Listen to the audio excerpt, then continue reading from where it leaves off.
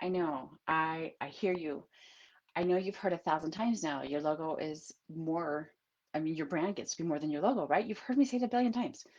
And yet, I'm wondering if perhaps there's a better way for me to illustrate to you why that matters, why it's important to pay attention to all the things when it comes to your brand.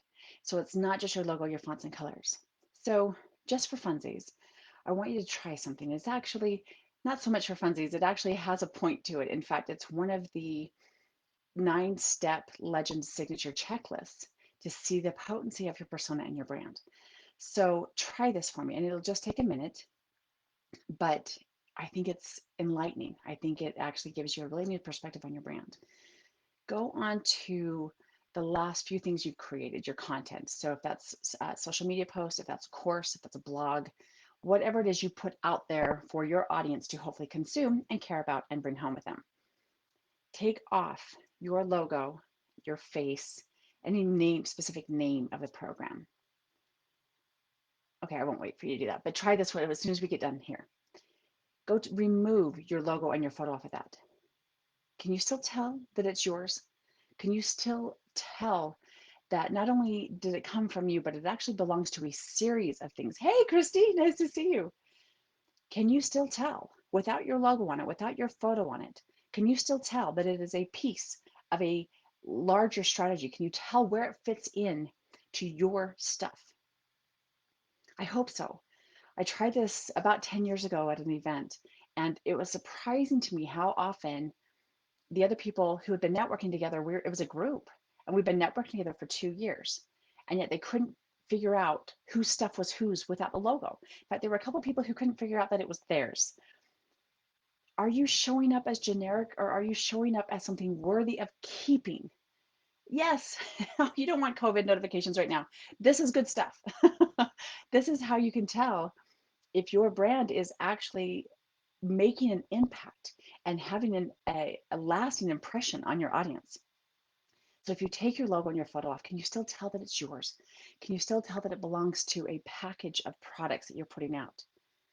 Now, those of you who know me at all, you know I'm an absolute Coca-Cola fanatic. I have been studying their brand since I was probably 12, maybe even younger. I love everything about what they do. They've changed their tagline multiple times, but they've never changed their brand. And that should tell you something right there. But in 1971, they created and published what has become the most beloved commercial of all time. In fact, the historical, I like to teach the world to sing. It's actually referred to as the Hilltop commercial because it's this string of all these people, every single one of them singing, I'd like to share, I'd like to buy the world a Coke. I will sing, but it won't turn out here well here. Well, next time I see you in person, we'll do it together. But this commercial, 1971, still historically one of the best commercials ever. Now, in addition to the fact that Coca-Cola was clearly decades ahead of diversity and inclusivity based on who is in this, and they wanted to show this global projection of everyone should buy a Coke, have a Coke and a smile, everyone should be engaged. It has just been remastered. I want to say it's been a couple of years ago. In fact, that commercial is housed in the Library of Congress. What are you creating that is Library of Congress worthy? Now, it doesn't have to actually go in the Library of Congress, but in the minds of your clients, in their own individual personal Library of Congress, what are you creating that they're keeping with them forever? Because it's that valuable, it's that amazing. And more than that, it makes them feel something. And whenever they see it, they think of you and they feel it. And it connects them to you in a way that nothing else can. What are you creating that's doing that, if anything? Now, I realize it's not the production value. I mean, my goodness, this commercial is what, 50 years old? And even when it's been remastered so that the colors, excuse me, the colors are better and richer, it's not about that. It's about the emotion that it evokes. So I want you to try something. After you get done doing one of the 9-point checklist for your brand, go back through and ask yourself these 3 questions. One, what is your audience feeling when they look at your stuff? your content, your courses. I know as Christy Hansvik with Simply Online would tell you, your content is everything. Everything you put out there is content.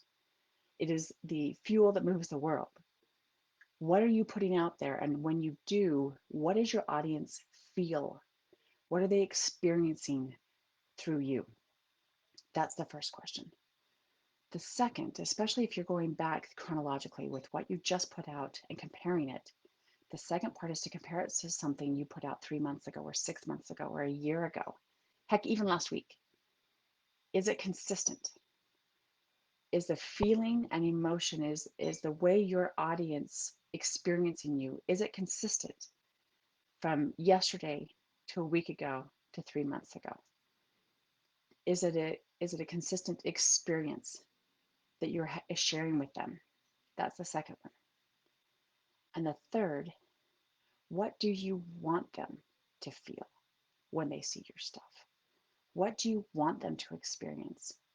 Because so much of your brand, again, so much more than a logo, font, and colors, but it's the promise, it's the perception, it's that experience that they know they can expect.